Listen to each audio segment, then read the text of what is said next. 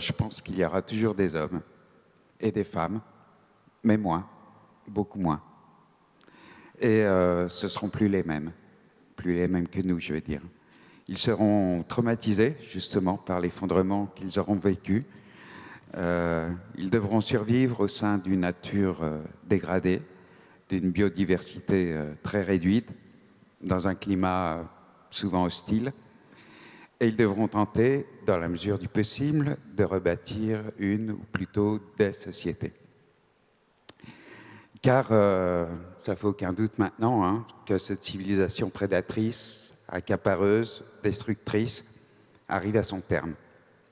Le changement climatique va contribuer à accélérer sa chute, mais de toute façon, elle se serait effondrée tôt ou tard par manque de ressources, par incapacité de nourrir correctement et surtout équitablement des dizaines de milliards d'êtres humains, à cause d'une dévastation sans précédent de la nature, d'une répartition complètement inégale des richesses, ce qui est source d'émeutes, de conflits, de guerres, de révolutions, etc. Maintenant, le changement climatique et ses catastrophes associées vont générer des coûts, génèrent déjà des coûts extrêmement importants qui deviendront à court terme insupportables pour les États, pour les compagnies d'assurance, pour les entreprises, et tout ce système-là va s'effondrer. Je pense qu'on en a à peu près certains maintenant.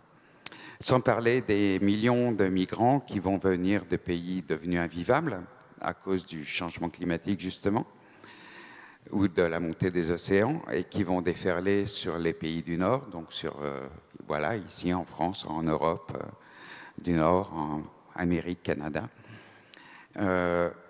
et qui seront malheureusement pas toujours bienvenus, et voire peut-être même des fois très malvenus, et ce qui va être aussi, là aussi, source de conflits, de guerres, etc. Donc la vraie question est plutôt qu'est-ce qu'il y aura après cette civilisation, car tous les humains ne vont pas mourir. L'extinction de la race humaine, j'y crois pas. On est trop nombreux déjà, et puis on est au moins aussi résilients que les fourmis ou les cafards. Donc, mais par contre, voilà, l'humanité ne sera plus au sommet de l'échelle de l'évolution.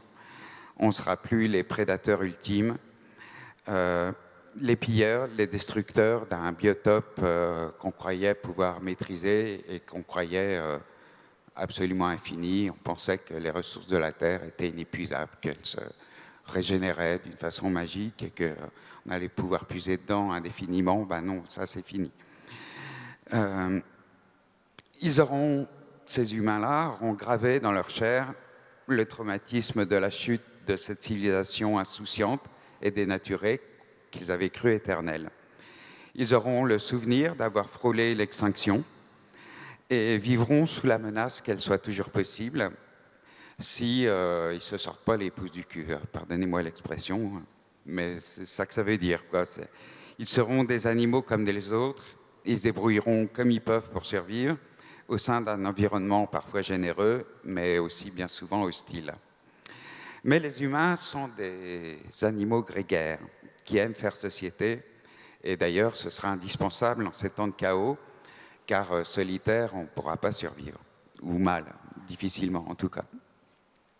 Donc ils vont rebâtir des villages, ils vont cultiver des lopins de terre, ils vont bricoler des nouveaux outils à partir des restes, des vestiges du passé, ou se servir de ceux qui fonctionnent encore. Et puis surtout, ils vont recréer des rapports sociaux qui manquent cruellement actuellement, de voisinage, d'entraide, d'échange, de savoir-faire, de compétences, d'outils, de matériaux, etc. Peut-être certains seront nomades, à l'exemple des Mongols, des Touaregs ou des Amérindiens. On reviendra certainement aux tribus, aux clans, aux communautés villageoises, à toute cette vie de proximité. Et forcément, évidemment, on vivra dans le respect de la nature car on aura toujours cette épée de Damoclès au-dessus de nos têtes, hein, l'extinction possible, car la Terre ou le climat, ou les deux, ont balayé sans vergogne des bien plus costauds que nous, hein, et qui ont vécu bien plus longtemps. Vous voyez de qui je veux parler. D'ailleurs, on prendra sans doute exemple sur ces animaux qu'on aura presque éliminés.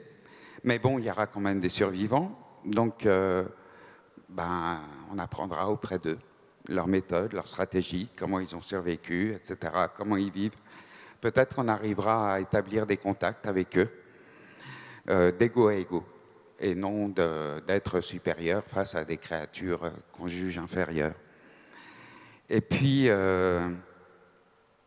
aussi, on regardera grandir et prospérer à nos pieds la seule société qui a perduré en traversant toutes ces épreuves depuis au moins 100 millions d'années, et qui peut-être demain sera la nouvelle société dominante pour demain et pour les millénaires à venir, si tant est que ça a un sens pour elle.